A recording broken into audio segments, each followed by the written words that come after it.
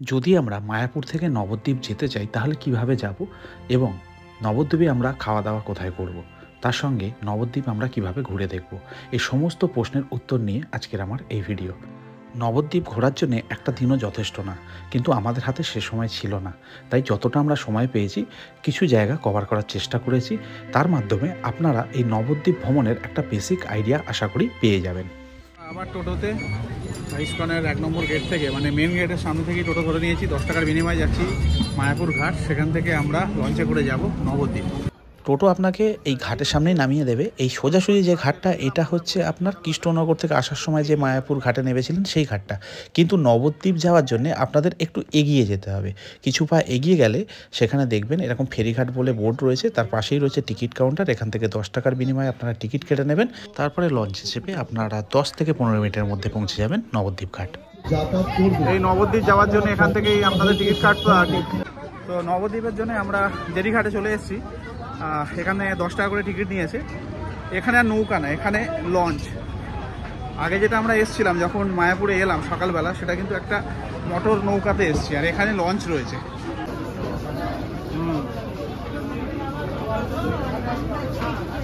তো আমরা লঞ্চে উঠে গেছি। এই লঞ্চ জার্নির সব থেকে বড় এক্সপিরিয়েন্স যেটা থাকে, জলঙ্গি এবং ভাগীরথীর মিলনস্থল পিছনেই রয়েছে, লঞ্চটা ঘোরাবে।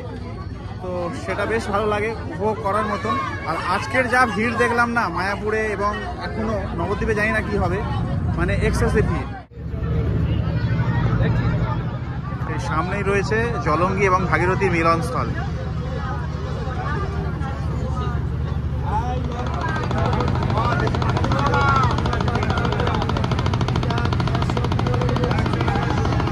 দুটো নদীর জলের কালারই আলাদা। এটা হচ্ছে ভাগীরথী, দেখতে পাচ্ছেন একটু সাদাটে, আর এটা সবুজ।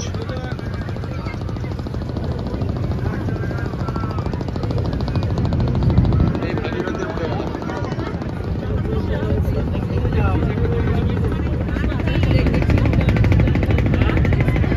তো আমরা নবদ্বীপে এসে পৌঁছালাম। এখানে ফার্স্ট কাজ যেটা করতে হবে, আমরা মায়াপুরে লাঞ্চ করিনি, দেখি লাঞ্চ কোথায় করা যায়। তারপরে একটা টোটো বুক করতে হবে নবদ্বীপটা ঘুরে দেখার জন্য। তো চলুন দেখি, এখানে বেশ কিছু হোটেল দেখতে পাচ্ছি। ঘাট থেকে ঠিক বাইরে বেরোলেই আপনাদের চোখে পড়বে ছোট বড় নানান ধরনের হোটেল।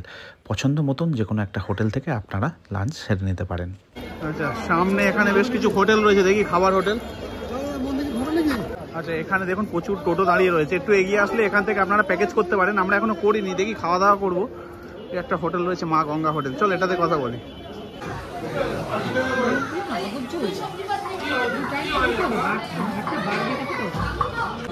তো আমরা নবদ্বীপ ঘাট থেকে একটু এগিয়ে এসে মা গঙ্গা বলে একটা হোটেল পেয়েছি, যেটা বাইরে থেকে প্রথমে দেখালাম, আবার বাইরে বেরিয়ে দেখিয়ে দেবো। এখানে আমরা রুই মাছ ভাত দিয়েছি। তো দাম কত দাম বলছো? হ্যাঁ, এখানে আমরা যেটা নিচ্ছি হচ্ছে কি রুই মাছ 40 টাকা বা অথবা 50 টাকা পার পিস।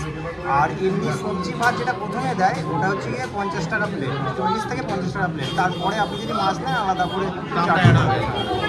যাই হোক, মোটামুটি খাবার আসুক, তারপরে বেরিয়ে গিয়ে একটা টোটো বুক করবো, পুরো নবদ্বীপ ঘুরে দেখবো, মানে যতটা সম্ভব। বাড়িও ফিরতে হবে, তা আগে খাওয়া দাওয়াটা সেরে নিই। এখান থেকে আমরা খাওয়া দাওয়া করলাম। 150 টাকা করে রুই মাছ ভাত নিয়েছে। এমন কিছু কোয়ালিটি না, মানে আমি রেকমেন্ড করবো না। স্পট যাবো বলো। প্রথম যেমন রাধারানী মন্দির, গুপ্ত বৃন্দাবন, হ্যাঁ, তারপর যে স্বপ্নে পা মা মনসা মা গন্ধেশ্বরী, আচ্ছা নিত্যানন্দ মিলন, আচ্ছা সোনার গৌরাঙ্গ, ধামেশ্বর গৌরাঙ্গ মহাপ্রভু, আচ্ছা। সতীমাতা বিষ্ণুপ্রিয়া, এই ছটা। আচ্ছা। প্রণমাতলা আছে, হ্যাঁ, ওটার নাম বলবো না, যারা দেখিয়ে দেবো। এর মধ্যে 2-1টা ছোটোখাটো যদি দেখে নেবেন। ঠিক আছে। দেখি বিষ্ণুপ্রিয়া স্টেশন, 270 টাকা মোট ভাড়া। ঠিক আছে, কত? 270? 270 টাকা ওই পার্কিং আছে 10 টাকা। 210 টাকা আছে, 270। ঠিক আছে, ঠিক আছে, চলো। আমার ধরুন 60 টাকা আমি দেবো। না না, ঠিক আছে, 20 টাকা পার্কিং এর জন্য। ঠিক আছে, না 10 টাকা, 10 টাকা পার্কিং, 270। ঠিক আছে, চলো। আমি 60 টাকাই ভাড়া পেলাম। ঠিক আছে, ঠিক আছে, চলো চলো। তো আমরা টোটো করে নিয়েছি, মোটামুটি যে স্পটগুলো উনি বললেন সেইগুলো ঘুরবো। 270 টাকা আমাদের ভাড়া পড়ছে। আমাদের প্রথম স্পট কি? প্রথম রাধারানী মন্দির। রাধারানী মন্দির, তাই তো? এই মন্দিরে মিউজিয়াম আছে, গুপ্ত বৃন্দাবন। আচ্ছা, নাকি 10 টাকা করে নেবে, দর্শন করে পয়সা লাগবে না। গাড়িটা লাগবে না। আচ্ছা, ঠিক আছে। আর এটাই তো না? গাড়িটাই প্রথম মন্দির। তো আমরা এসে পৌঁছেছি রাধারানী মন্দির। এখানে রয়েছে গুপ্ত বৃন্দাবন, তার জন্য 10 টাকা টিকিট রয়েছে। নইলে যে জায়গাটায় আমরা দাঁড়িয়ে রয়েছি এটা হচ্ছে রাধারানী মন্দির। তো গুপ্ত বৃন্দাবনে যাওয়ার জন্য 10 টাকা টিকিট রয়েছে। তো দেখি, তো এই হচ্ছে টিকিট, 10 টাকা করে নিয়েছে। এই হচ্ছে গুপ্ত বৃন্দাবন।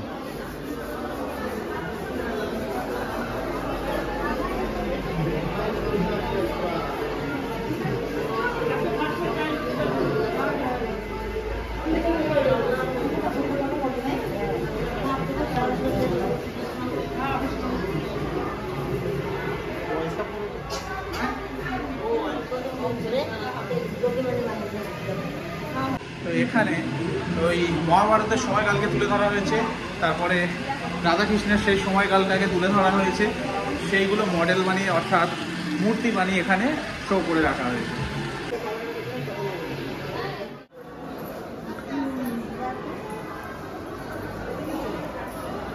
তো বৃন্দাবনে প্রথমে গিয়েছিলাম, দেখালাম টিকিট কাউন্টার থেকে টিকিট কাটলাম 10 টাকার বিনিময়। আর আমরা জুতো টোটোতেই রেখে এসেছিলাম, আর তার সঙ্গে এই রাধারানী মন্দির দেখলাম। তো প্রথম যেটা আমাদের দর্শনীয় স্থান ছিল রাধারানী মন্দির, সেটা সম্পন্ন করলাম। এবারের গন্তব্য হচ্ছে মা মনসা মন্দির এবং গন্ধেশ্বরী মন্দির। আপনাদেরকে একটা কথা বলে দিই, যখন টোটো বুকিং করবেন এরা কিন্তু 400, 500, 600 টাকাও ডিমান্ড করবে, কিন্তু আপনারা শুরু করবেন 200 টাকা দিয়ে। কারণ হচ্ছে বেশ কিছু স্পট রয়েছে যেগুলো একই জায়গায়, মানে আপনি যদি 600 টাকা বা 500 টাকা ভাড়া দিচ্ছেন সেই টাকাটা সম্পূর্ণ লস। একটা কথা বলেছে ঠিক, একদম নবদ্বীপের এই যে গলির মধ্যে দিয়ে যাচ্ছি না, বেনারস ফিল হচ্ছে। বেনারসের মতো একটা ফিল হচ্ছে, কারণ বেনারসে যেমন হলদে হলদে মন্দির, নবদ্বীপে হলদে হলদে মন্দির। আমার বাড়ির সামনে এত রকম একটা নবদ্বীপ রয়েছে, তো আমি এতদিন আসিনি, এই প্রথম আসলাম। আচ্ছা, মা মনসা দেবীর মন্দির এসে গেছি আমরা। চলুন আপনাদেরকেও দেখিয়ে নিই।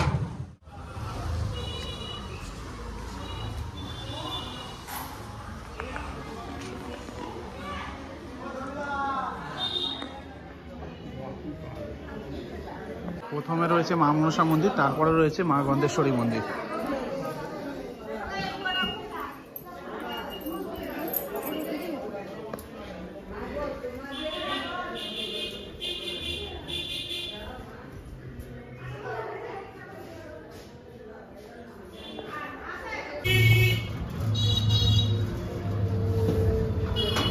নগর পত্তনটাই মানে একটা ডিফারেন্ট টাইপের, তাই না?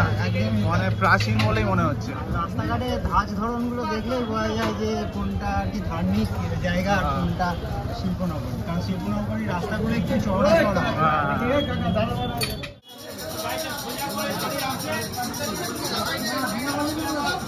তো আমরা নিত্যানন্দ মিলন মন্দির থেকে বেরোলাম, আর সামনেই রয়েছে সোনার গৌরাঙ্গ, তো সেখানে যাব।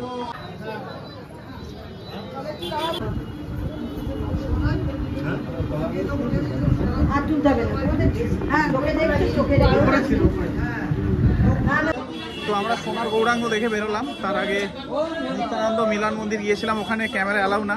এখানেও ক্যামেরা অ্যালাউ না, কিছু বললো না, তাও আমি একটা ক্লিপ নিয়েছি। মহাপুর মাল গ্রুপ আছে।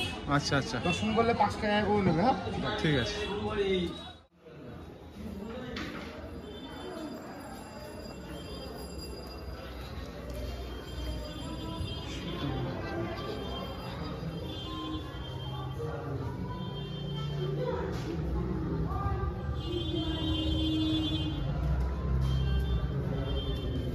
তো আমরা আছি এখন সীতানাথ মন্দিরে। এখানে প্রবেশগুলো 5 টাকা করে নেওয়া হয়েছে। বেশ শান্ত সমৃদ্ধ বাড়ির মধ্যে মন্দির, মানে আলাদা একটা অনুভূতি রয়েছে। মানে নবদ্বীপে আমার প্রথম আসা, বেশ ভালো লাগছে। আমার হাতে একটু টাইম কম রয়েছে, তাও যতটা সম্ভব আমি দেখাবার চেষ্টা করছি। আর পরিবেশটা অতুলনীয়, মানে এখানে আসলে সেই সময় ফিরে যেতে পারবেন। মানে এখানে স্ট্রাকচার থেকে শুরু করে রাস্তাঘাট সমস্ত কিছু মোটামুটি সেই সময় নিয়ে যাবে আপনাকে।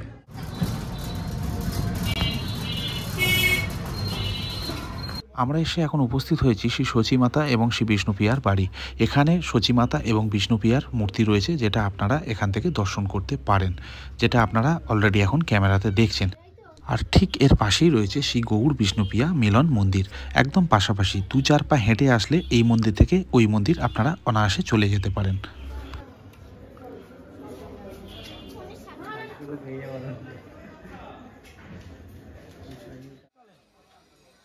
আমরা এসে এখন উপস্থিত হয়েছি ধামেশ্বর শ্রী শ্রী গৌরাঙ্গ মহাপ্রভু শ্রী মন্দিরে। এটা নবদ্বীপের অন্যতম সেরা একটা পর্যটন স্থান। এই মন্দিরে প্রবেশ করতে গেলে আপনাদের প্রবেশ মূল্য লাগবে 10 টাকা করে পার হেড।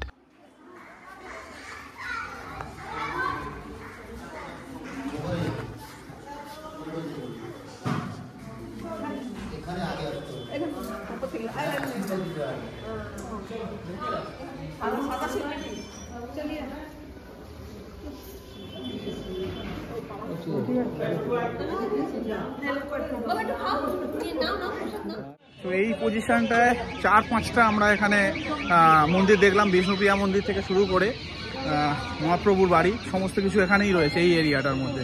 তো এখানেই 3-4টে পয়েন্ট আপনাদের দেখা হয়ে যাবে।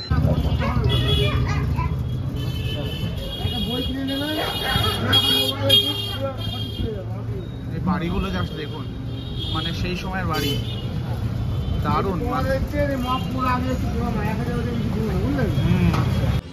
তো নবদ্বীপের বিখ্যাত জায়গায় এলাম পোড়ামাতলা, যেটা কম বেশি অনেকে জানেন। তো এখানে মায়ের মন্দির রয়েছে, দর্শন করি, চলুন দেখাই আপনাদের।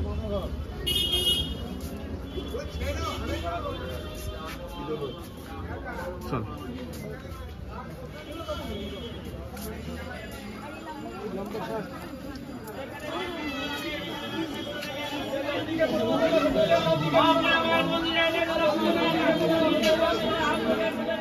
নবদ্বীপের অন্যতম সেরা এবং জাগ্রত মন্দির হচ্ছে এই পোড়ামাতলা মন্দির। এখানে মায়ের সঙ্গে রয়েছে ভাবতারণ শিব মন্দির এবং ভবতারিণী কালী মায়ের মন্দির।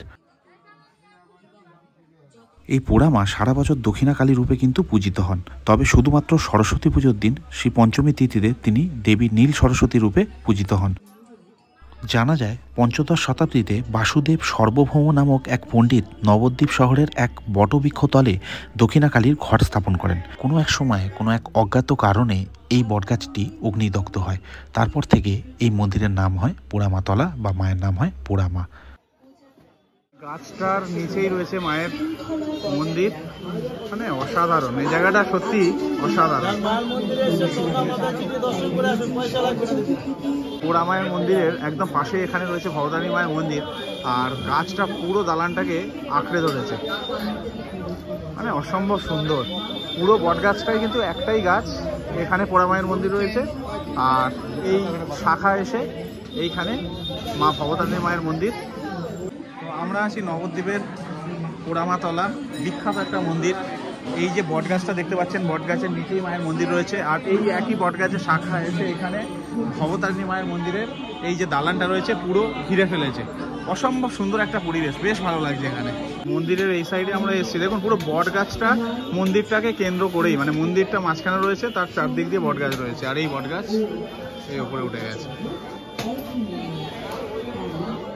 তো আমরা পোড়ামাতলা ঘুরে নিলাম, বেশ ভালো লাগলো জায়গাটা। তো এবার এখান থেকে আমরা চলে যাব বিষ্ণুপ্রিয়া হল্ট স্টেশন, সেখান থেকে আমি হাওড়ার উদ্দেশ্যে ট্রেন ধরবো। আপনাদের প্রথমেই বলেছিলাম আমাদের হাতে সময় খুব একটা ছিল না, তাই অনেক কিছু বাকি রয়ে গেল। তার মধ্যে অন্যতম শ্রী গৌরাঙ্গ মহাপ্রভুর জন্মস্থান। পরের বারে আসলে নিশ্চয়ই পুরো নবদ্বীপকে সঠিকভাবে ঘুরে দেখব। তো তাড়াহুড়োর মধ্যে মোটামুটি এতগুলো স্পট ঘুরলাম। তাছাড়া মহাপ্রভুর জন্মস্থান সেখানে যাওয়া যেতে পারতো, কিন্তু সেটা অনেকটা টাইম লাগবে বলছে, সেটা আমরা যাচ্ছি না, কারণ আমার 4:15 নাগাদ সম্ভবত ট্রেন রয়েছে হাওড়ার উদ্দেশ্যে। তো তাই বেরিয়ে যাচ্ছি। আপনারা আসলে অবশ্যই টাইম নিয়েই আসবেন, টাইম নিয়ে আসার মতনই জায়গা। আমরা খুব তাড়াতাড়ি কভার করার চেষ্টা করেছি, সম্ভব না, সত্যি কথা বলতে সম্ভব না। এখানে তারপরে লাল দই রয়েছে খাওয়ার জন্য, স্টেশনের কাছে লাল দই পাওয়া যায় কোথাও ভালো? আচ্ছা, বিষ্ণুপ্রিয়া হল্টের কাছে লাল দই একবার ট্রাই করবো, নিয়েও যাবো বাড়ির জন্য। এটা তো নবদ্বীপে আসলে মাস্ট, যেটা লাল দই সেটাই ক্ষীর দই না, তো সেটা মাস্ট, তো সেটা ট্রাই করবো। চলুন স্টেশনের কাছাকাছি যাই।